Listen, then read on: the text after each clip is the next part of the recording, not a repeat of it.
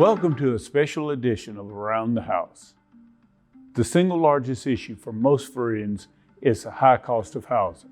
Rising interest rates, soaring rents, record utility costs, as well as escalating construction and land costs are pushing people near the brink of homelessness, as well as Florida has one of the worst homeowners insurance markets in America. Daily, Floridians are having to make a tough decision between rent, utilities, food, and medicine. This is a huge crisis, and it's getting worse every day. In this episode of Around the House, we're going to talk to affordable housing experts as well as real Floridians who are struggling to meet their housing needs every day. Megan Cavanaugh is a single mother who's been struggling with the rising cost of living. So I work and live in Lake County. I live in Fruitland Park. I work 2 full-time jobs, one Monday through Friday in an office doing insurance billing, and then I work as a server at night at Ramshackle Cafe. And I'm a single mother full-time of 3 teenage sons. Tell us about how you've had to navigate through all these rising housing costs and such as that. Well, so far I've been lucky. Even though the price of property taxes went up a year ago, my rent has not been increased in the 2 years I've lived there. But I have a feeling that when February comes, it will be increased, and I don't know how I'm going to react then. But so far, I work all of the time, like all of the time. I just work all of the time and hope that I can save enough money in case it goes up anymore or anything comes up that needs to be dealt with. Like they're going to raise my rent. Last year we had a lot of inflation, and we've had a lot of shortages and stuff. Now everyone's facing a housing and rental shortage. Does it keep you up at night? Are you worried about it? Yeah. I have about 4 months left in my lease, and it could hit for me in that time. And that's terrifying. That is terrifying. That I either have to agree to pay more money or I can't live there anymore. And then what am I supposed to do? Any other place around me is going to be at least $600 more than what I'm already paying. And what would $600 more a month do to your budget? They would decimate it. One of my full-time jobs is a serving job. It's the money you make isn't always steady. It goes up and down. So that would decimate it. That would scare me, terrify me to have to go up $600 in my rent. You have 3 sons. Yes. And how hard has it been for you to keep a roof over their head? The struggle is there. The struggle's there. You have to pick and choose sometimes what bills are going to get paid and what ones are going to go a week late. It's very, very tough. It's very, very, very, very tough.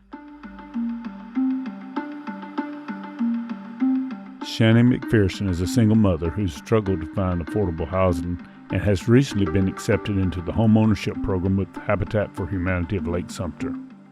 So my son and I moved up here from Miami in 2012, and he finished out here at Leesburg High School, and I have a good job and family that's up here. Did you find it difficult to find an affordable house here in Lake and Sumter County? Yes. So I always rented, and I've always stayed in a rental community. Renting a home was for that. I figured I'd save and, purchase and things like that. But yes, it was definitely a challenge. Again, because you go to, well, if I can pay $1,200 or $1,500 for an apartment, but yet I don't qualify for the mortgage. And so you go back onto that rat race of, you do the right thing. You're a tax-abiding, law-abiding citizen, and you do everything, and you hope that you're in a good environment for your children and watching you work hard, and just always seems like it's just out of grasp. And that's a big challenge.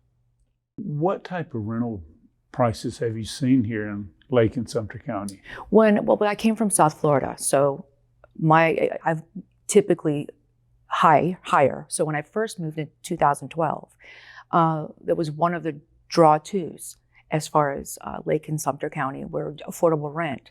In the last 5 years, that's not the case. Even before the pandemic, it was definitely on the rise.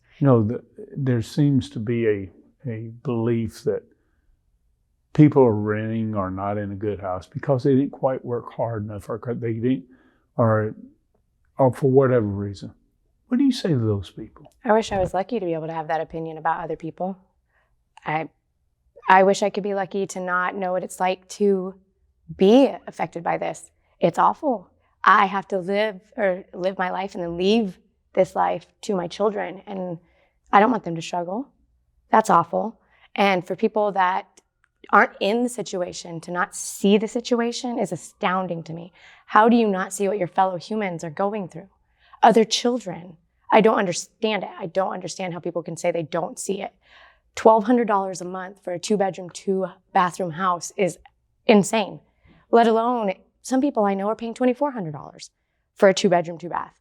That's insane. You have to have 2 full-time incomes to make ends meet, just make them meet, not even be able to save and get yourself out of your situation. And who's to say that my situation's from a divorce? I wasn't expecting to get divorced. Nobody is in this situation because they chose to be in this situation. I think it's a really stigma topic because people think automatically, well, if you rent, obviously you don't want to be a homeowner. That couldn't be further from the truth. More importantly, just because I rent doesn't mean I don't like to take care of my property, or just because that's how renters are viewed. And I think that really bothers a lot of people. I know a lot of people that live in my community that are proud of where they live, but they're all in the same position. Whereas we can afford we have to qualify for $1,500 a month rent, but we don't qualify sometimes where the banks are concerned because it's a single person income household. And that, it makes you upset because I am showing my son the future of how to vote, how to do things, what your community is like. And I think anyone who's in the public office should really come and talk to some people that have run the race, so to speak. From your standpoint, how serious and how big is this affordable housing crisis? Big. I didn't mean to cut you off. Big. Definitely needs to be discussed because there's only more of the same that's coming. And it certainly isn't because there's not people who are afraid to work hard or that they don't have a need. Of course, everyone wants to, own a home and to, have a safe place for their children. That's the basic fundamentals of what America's been based on. And so for me, I take it very serious. I usually smile a lot and joke around, but it's definitely a topic that hits home. And because I know that I've done the right thing. I got an education. My son's getting an education. They say, okay, well, it's just a Lake County issue. It's bigger counties, but I can only speak in the community that I'm from. And so in order for my son to go to his high school where he had retention in the community and had gone to the middle school and had friends, in that small radius, you're talking maybe 3 properties, maybe. And you have to make a certain amount to live there, but you can't make more because then it disqualifies you to live there.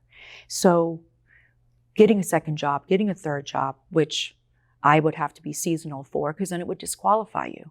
So you're sort of like, what options do you have? And it is very frustrating. How important was the Habitat for Humanity program for you? Really, it was very, it gave me hope because there was a time that I just put it on the back burner. I said, it's not in our cards. And I really did give up on it because I looked at, I'm just going to stay close in this rental until my son finishes high school and he goes off to college, and I'll deal with it, I guess, at a different time. And then I realized that, I am now the face of the crisis that's in Lake County. And so Habitat's partnership has been unbelievable. I'm all for educating myself on homeownership and putting in the hard work and whatever it takes. No, I don't think I can shimmy up on a roof these days, but having the ability to put in sweat equity in different ways, whether it be through their volunteer program, I think that's really what it's all about.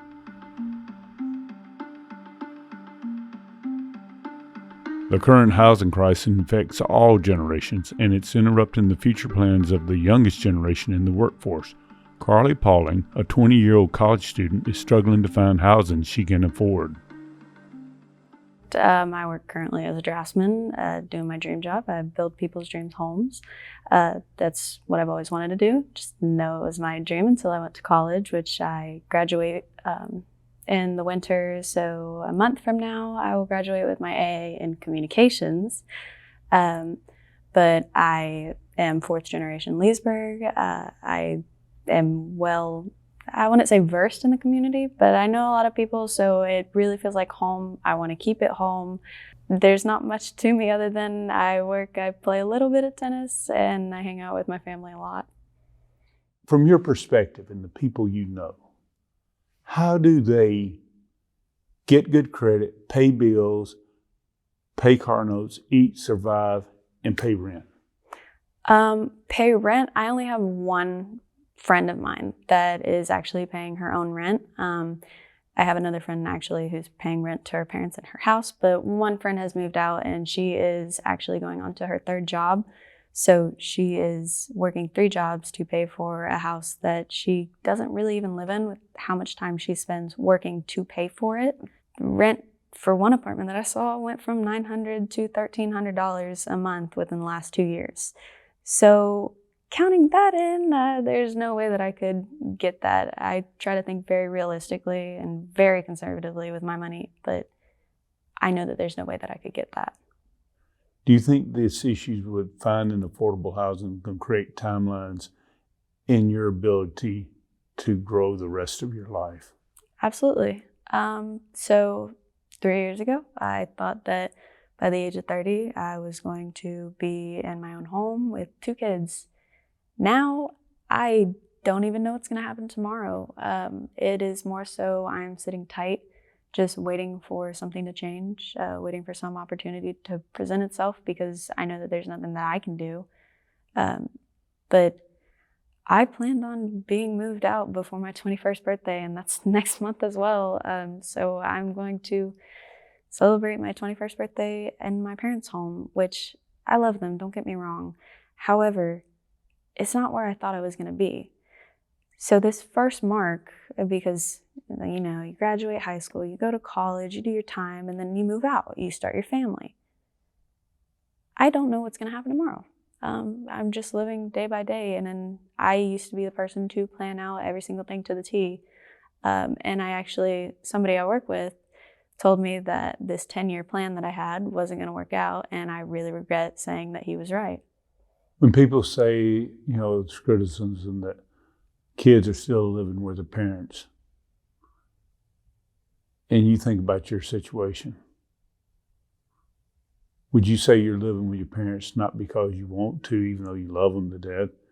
It's necessity. Absolutely. I've talked about this with my parents, and they know my situation. But the only reason why I can't move out is because of how expensive everything is.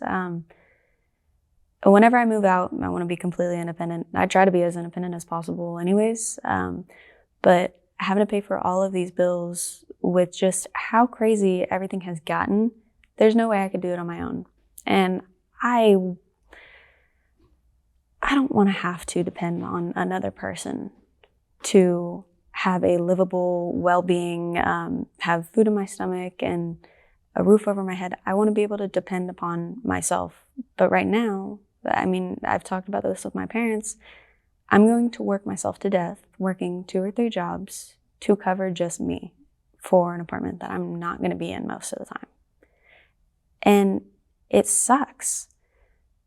But it's the cards that I'm dealt, and I personally, all I can do is be as involved as I can in local government, but other than that, I can't do anything just because everything is too expensive now. Do you think government gets it? Do you think they really understand the problem? I've gone in debate in my head a few times about this, because if you're running the country, and I don't mean a single person, I mean you're a unit. The government, I don't think that they don't have our best interest in mind. Obviously, that's why they're in office, because they want to help. However, I think that because we're such a few group of people, because really the people who I'm speaking for are the people within the past 2 years, COVID's made everything impossible. And we're coming out of it, but the prices aren't coming down. I don't think that the government really sees us because we're not the mass majority anymore. Sure, we're the future, but we're not as important as, let's say, 30, 40-year-olds, because those are the people who already had the mortgages. And it's really disappointing because we are still important and this is still our life too, but there's not as many of us as there is the other majority. It's not that they don't know, I'm sure they're aware, but it's not as big of a priority. I mean, like, you have to at least see it. Like, the people who even work in government, there's people applying for food stamps and cash aid and homeless assistance continuously every day. Millions of people have got to be applying for this, right? Like, and you're in government and you can't see that this is affecting your humans and your society completely like this. I don't understand how it's just everybody's turning such a blind eye to it. If it doesn't affect your world, it doesn't need to be solved. That doesn't make sense. That does not make sense to me. Does it sometimes make you feel like folks like you that are trying to make you invisible? Yeah. Yeah. That's exactly what it feels like. Do you feel invisible? Absolutely. That's honestly the perfect word for it. Or maybe neglected is a better word, because I know that we're seen. I know that on some level, the government has to know. In my heart of hearts, they have to know, but they don't care. And maybe that's not the right phrasing, but we keep getting pushed on the back burner, even if we're on the stove. Invisible is a great word, but I would say more so neglected. Seen, ignored, neglected, not the priority.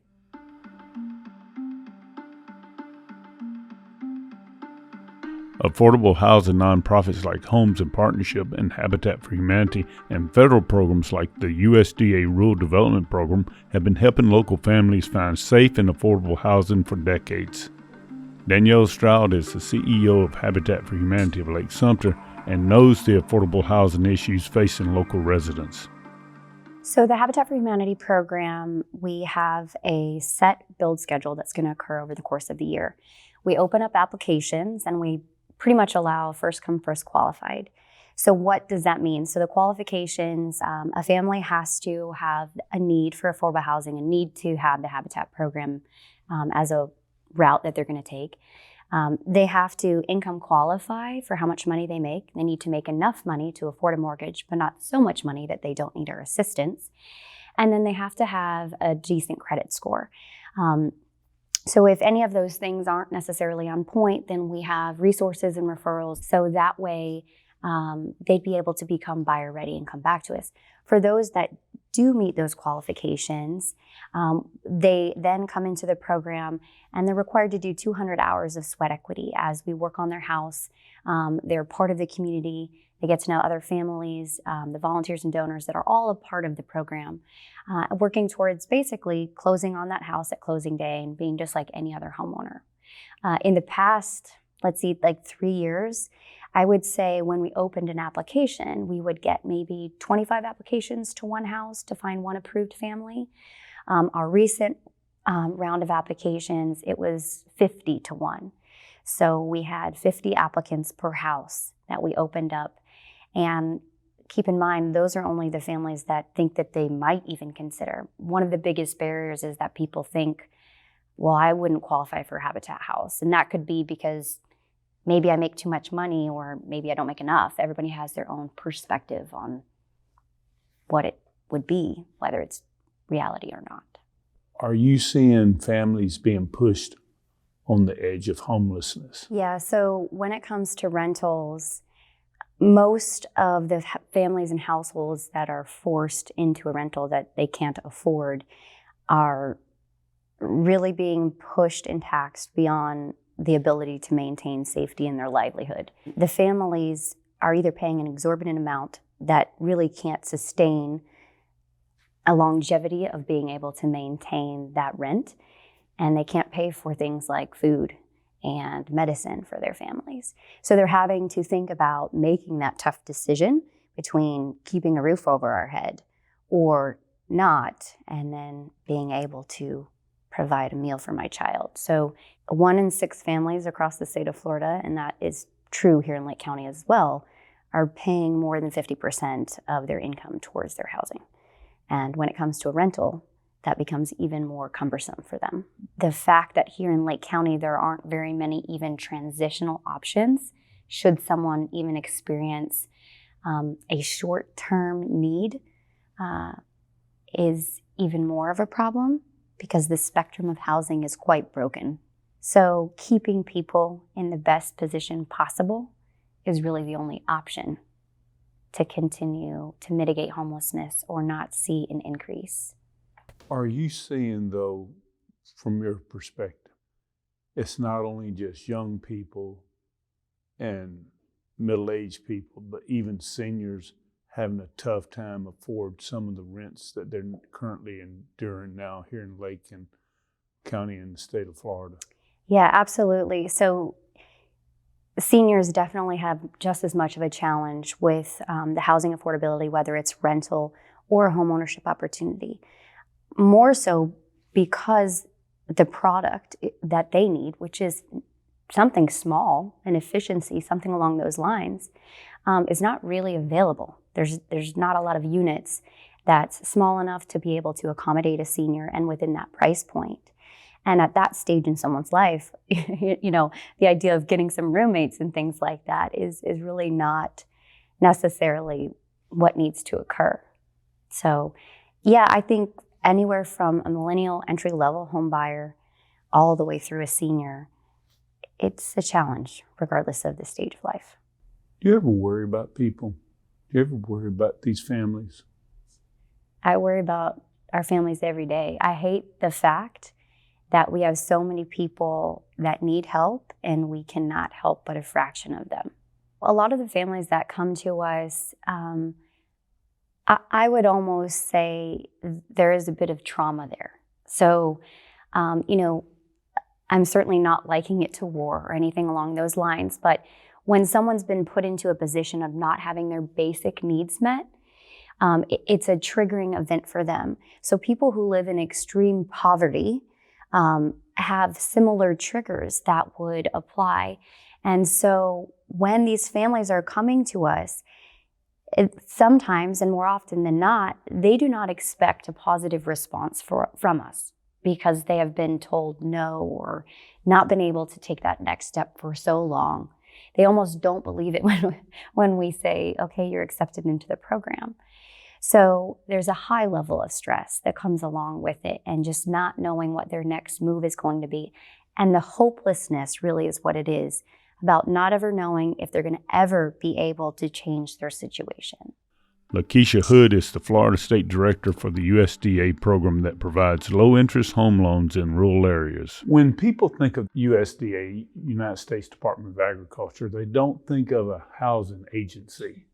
Tell me, what is the role of the USDA in housing?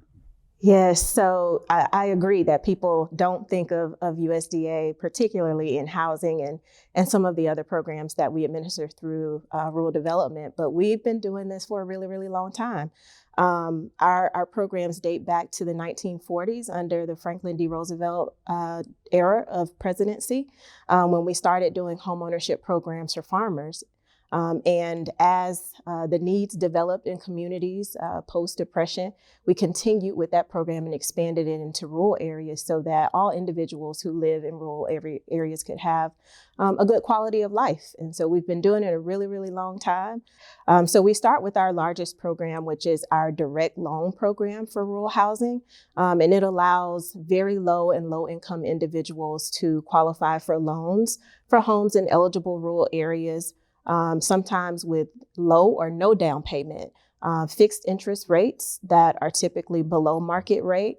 And in those instances, we can go up to a 33-year term on the mortgage. We also have programs that we run through approved lenders, very similar to that program, but we guarantee 90% of the loan so that the risk is removed from the lender, working with someone who in the commercial lending market might be not eligible for traditional lending programs. Ms. Hood, from your standpoint, how big is the housing crisis here in Florida? It's relatively big. I think that we're getting to a place where Florida, we're growing. Population is growing every day. I think we're almost at 23 million for population. And people love Florida, which is a great thing, and we want them to be here, but land is finite. And so finding places for homes to be built is becoming a little bit more of a challenge. And then also the affordability of those homes for people who want to come and live here, or for people who have lived here and want to stay where they are, making sure that they have the resources to be able to maintain that property with costs increasing is a really large challenge. Working families, essential workers, because of the price of housing and other things, they're being shut out of the market. And now with the increase in interest rates, they're going to be needing relief on interest rates. Are you seeing that yet? We absolutely are. We've seen numbers of instances and unfortunate circumstances where we've walked through the application process with potential homeowners, and they get to a place where there is just not a home that matches the amount that they've been approved for. They can't find one. And if they can find one, the amount of money that is going to be required to bring it to the condition that we would be requiring in order for them to purchase it through our program, the numbers just don't add up. So it is a very unfortunate circumstance where you have the desire and the capability from the potential homeowners, but the market just does not allow them to get there. So you're essentially telling me you're having people approved for USDA loans. They're excited, they're approved, and they're unable to find a house because there's no housing available. There's no housing in the inventory that will meet their approved loan level. Housing experts in the state of Florida are saying that fundamentally we have a housing shortage in the state. That not only just lower priced homes, but moderate price homes. Do you agree with that fundamental assessment that we actually have a housing shortage in the state of Florida? I think it's a dual complication. There's the shortage, and then there's the affordability piece of it. So there's housing available to the extent that you have the income level to be able to afford it. So it's, I think, a more complicated problem than that, and it goes further into how we support the workforce here in Florida and making sure that people have livable wages and wages that support a quality of life that we would like for them to have. So I think it's a duplicative issue. Kenneth Goodwin is the Executive Director for Homes and Partnership, a local nonprofit that partners with homeowners in the home building process. But we're an affordable housing builder. We've been in existence since 1975. We're governed by a board of 11 people right now, and our mission is to provide affordable housing for low and moderate income individuals and families. And we've been doing that now for close to 50 years.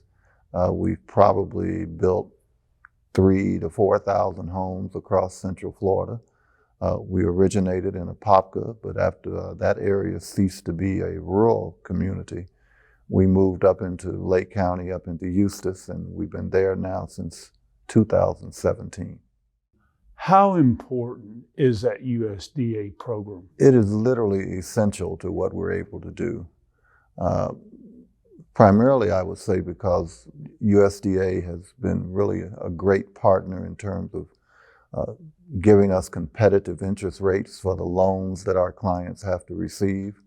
For instance, right now in the general market, if you try to build a home and you want to borrow money, you're probably talking about an interest rate around 8%.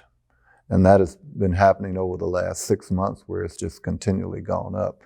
But USDA is currently offering our loans at about 3.25%, and which makes it a very competitive environment for our clients. The obvious choice to go with a USDA loan, the only challenge is that whether a person wants to live in a rural community. And because USDA only provides those loans in rural communities through our program.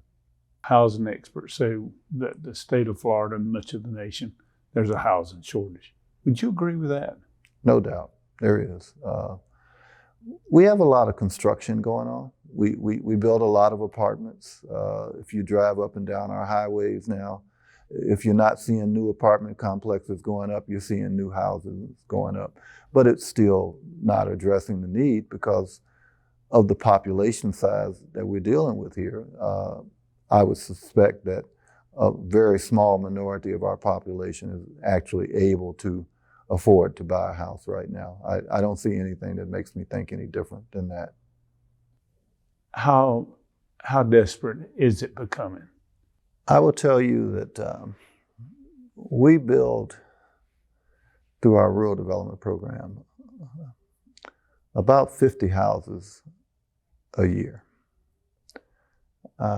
We probably have, for every one of those applicants, another 5 or 6 people that could take their place, which means we could probably build, if we had the capacity, we could probably build 300 houses annually and still not dent that problem. Marta Castellana is the housing director for Homes in Partnership. She works daily with clients as they take steps towards home ownership. Take us through the process of someone applying for a Homes in Partnership home. Yes, once they do come to the office or call us, we will go over all the steps necessary that they will need to be able to purchase a home. And once they do apply through our organization, they'll go through our counseling program. In the counseling program, we'll discuss all the aspects of homeownership, of pre-qualifying, all the qualification processes as well. Then once they become mortgage ready, which that is a series of, it depends. Every client is different and they work at their own pace. We do not try to create a hardship, but however, we set goals. And once they're accomplished, they become mortgage ready. If they decide to go through the USDA program, the Mutual Self-Help program, they will then choose property to start building their home. USDA then will receive their application and the property information, and that period of time for USDA varies to get them closed. Once they are owners of the lot, they start building on the home, and then construction takes over. Soon construction might take about 8 months or so, because they do have to work in the construction of the home. And by participating, that gives them, enough labor that they're saving on the actual mortgages. So a client that walks in can buy a brand new home, well under $225,000. When you look at the needs here in the Lake County area in the state of Florida, how big is the affordable housing need in your view? It is very needed. The higher the home prices, because of the pricing, the purchase prices of the homes, it's become to a point where they cannot afford. A lot of very low and low income families cannot afford the homes, even working 2 jobs. So it's been a struggle for most of our clients. Do you think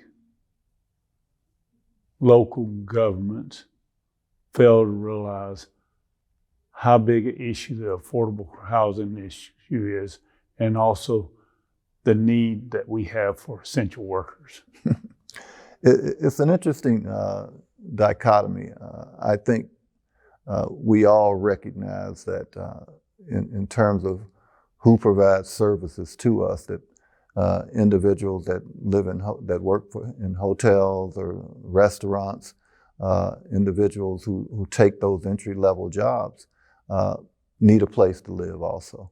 I think one-on-one, when I've spoken to government officials, no one ever denies, this is an issue. We need to try to help those individuals move into affordable homes or affordable properties. But I think the conflict is that, okay, if we don't collect those fees, then where does that money come from? Because those roads do need to be maintained. The schools do need to be provided. The transportation systems do need to be put in place. one of our big challenges in our area is we don't have a real developed mass transportation system. We have, I think one of the figures I read recently was over 90,000 people move into the state of Florida every year. Where are they going to live? How are they going to live? What are they going to do?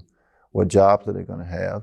Not everybody comes here to work in the aerospace industry where they might be making six figures. Most of the people that come here are probably going to fall into that category of bus drivers, school teachers, policemen, security officers, those kind of things that pay a decent wage but don't pay a great wage. I've had people say for decades, it's a no-win situation. We need to get rid of these affordable housing programs. And I've always responded, well, if you don't want to have programs that serve low-income people, you might have to get rid of low-income people. That's not going to happen. What is Lake County government doing positive to address the affordable housing crisis? I will say that the conversation in the past 3 years has significantly changed for the better. It's at least being talked about. Before, it was not talked about very often. And if it was talked about, it was only talked about by people like me or others in the community who is always, we're always thinking about it. So in my personal opinion, it's a huge step to start the conversation, and that conversation has been started. And so to move from just talking about something into creating action is, of course, another step.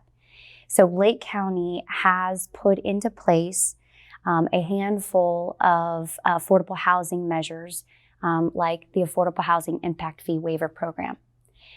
It's a huge win and a huge success. And there's a couple different types of impact fee waiver programs that are out there. But once again, if they're difficult to use and nobody knows that they're there, then it's not as helpful. So the education and the marketing that go around some of the good actions that Lake County has taken in the past couple of years really need to be vocalized more so that the community knows it's available. If you were in charge of local government or state government or federal government, what would be your solution to solving this affordable housing crisis? What would you do? I would reach out to the building community more and sit down with them to discuss and find out who in the building community really does care about producing a product that could ease the pain, right? And then getting all the right people in the room to talk about how we can do it, and not just talk about it, but push until we have action. I've seen this philosophy in these conversations and people come around the table, but it hasn't come to fruition.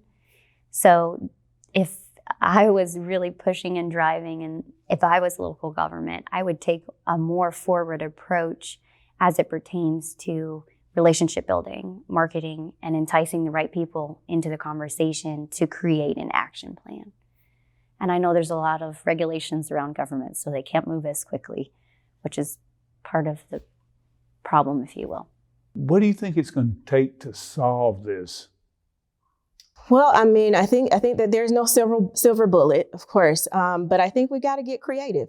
We have to lean into innovation and looking at things that we've never probably looked at before, being a little bit more flexible in the way that we view housing and single family housing in particular, looking at semi-detached housing and what that can do to be able to take small parcels of land and provide the opportunity for multiple households to have access, looking at different ways of building and constructing and considering things like tiny homes. And, in the U.S. Virgin Islands, they're venturing out and looking at container homes. We've seen in North Florida and some here in Central Florida and South Florida as well, kind of the repurposing of hotels and old motels that were previously used for, of course, tourism, but now as tourism develops and those hoteliers come up with new properties, they leave old properties behind.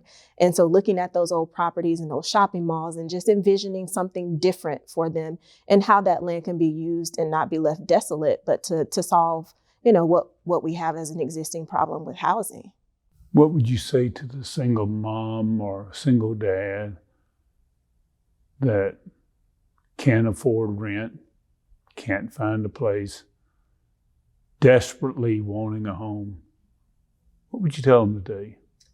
I would tell them to come talk to us because we have so many partners in this, not only with rural development, but also with our housing and urban development department. But we have opportunities for individuals to be able to either multifamily home properties that we have, or to be able to go into one of our self-help housing programs. We're really proud to be able to have partners in the state who work with us to be able to provide housing for people who are willing to put in a little bit of sweat equity. And so it's possible to be a homeowner and to have dignified housing. It's just sometimes you're going to have to come talk to us and let's have a conversation and figure out how to get you there. Invisible, the affordable housing crisis, has been a special edition of Around the House. Thank you for watching.